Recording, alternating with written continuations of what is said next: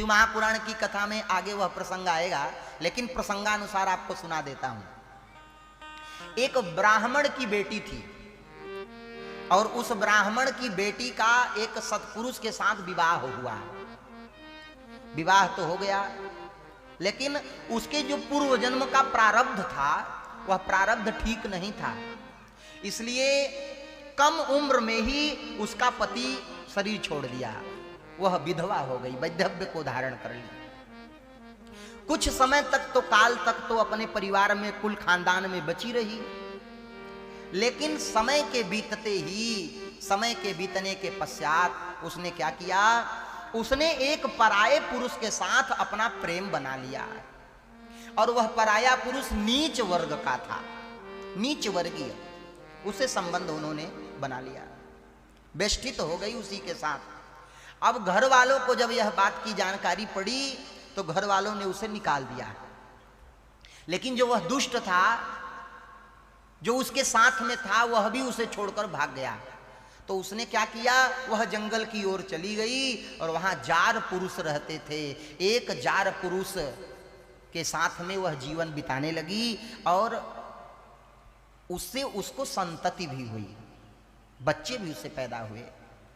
वह उस दुष्ट के साथ रह करके मांस खाने लगी, मांस भक्षण करने लगी, धर्म कर्म अपना भूल गई। वह भेड़ों को चराने वाला था, भेड़ को रखा हुआ था।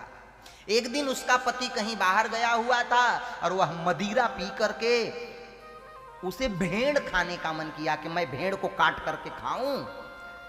तो एक नग्न तलवार लेकर के गई और भेड़ों के बीच में एक गाय का बछड़ा बैठा हुआ था।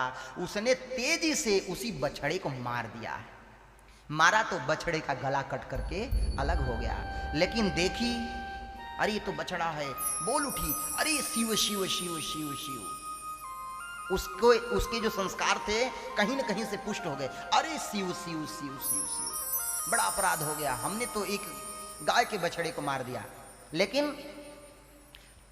दारू शराब पी थी, मदिरा का पान करी थी, इसलिए बोली चलो चाहे भेड़ हो और चाहे गाय का बच्चा हो सबको खा लेते हैं। ले गई, पका करके खा ली। जरा ध्यान से सुनना, पका करके उस गाय के बच्चे को खा ली। लेकिन समय बीता, जब समय बीता तो उसके जो पाप कर्म थे वो जागृत हुए, और पाप जागृत हुए तो बूढ़ी हो गई और आंख से अंधी हो गई। कैसी हो गई? आंख से अंधी हो गई। उसके पूरे शरीर में कोढ़ निकल गया, उसके पूरे अंग सड़ सड़ करके गिरने लगे। लेकिन दैववश उसे कुछ लोग लेकर के गोकर्ण क्षेत्र चले गए। और जब गोकर्ण क्षेत्र लेकर के गए तो उस गोकर्ण क्षेत्र में एक शिवालय था, और शिवालय के बाहर बैठ गई कटोरा लेकर के। शिवरात्रि का समय था, शिवरात्रि का दिन था।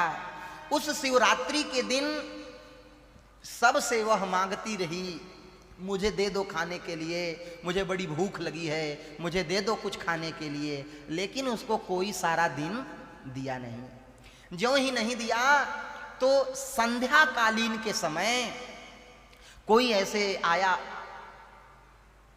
दर्शनार्थी, उसके कटोरे में बेलपत्र डाल दिया, उसके कटोरे में बेलपत्र डाल दिया। और जब बेलपत्र को डाला तो ऐसे ऐसे करके टटोल करके उसने बेलपत्र को उठाया। और जब बेलपत्र को उठाई तो छोई, अरे ये तो बेलपत्र है, हमको कोई खाने के लिए नहीं दिया, हमें बेलपत्र दिया। ऐसे बेलपत्र को लेकर के फेंक दी तेजी से, गुस्से में आकर के उसने बेलपत्र को फेंक दिया। और ज्यों ही बेलपत्र को फेंका तो वहां गोकर्ण क्षेत्र में तो कदम कदम पे शिवलिंग विराजमान है। वह बेलपत्र जाकर के शिवलिंग के ऊपर गिर गया, शिवलिंग के ऊपर गिर गया। अब देखो मेरे भाई बहन, जीवन में इसने तो गौ हत्या किया था, इसने नारकीय कृत्य किए थे, लेकिन जब शिवलिंग के ऊपर बेलपत्र पड़ गया और वहां से उठी, डगमगाती हुई आगे बढ़ी, शिवलिंग से ही ठोकर लगा पैर में और शिवलिंग पर ही इसका माथा धड़ाम से गिर गया। माथा गिरते ही फट गया माथा और मर गई, मृत्यु को प्राप्त हो गई। जब मृत्यु को प्राप्त हुई तो तुरंत यम के दूत आए। यम के दूत उसे काल पास में बांधने लगे। यम के दूतों ने देखा, अरे ये 4 रंग रंगीले छैल छबीले चमकीले ये कौन आ गए। तो 4 भगवान रुद्र शिव के गण वहां पहुंच गए और शिव रुद्र गणों ने कहा, अरे तुम इसे मत ले जाओ, इसे हम लेकर के अपने शिवलोक को जाएंगे। बोले ये तो बड़ी पापनी है, बड़ा पाप करी है, इसको आप मत ले करके जाओ। उसने कहा ना ना ना ना, मेरे भोलेनाथ के ऊपर इसने बेलपत्र चढ़ाया है, इसलिए हमारे भोलेनाथ ने इसे स्वीकार कर लिया है। शिव रुद्रगण लेकर के बड़े भाव से चले गए उसे।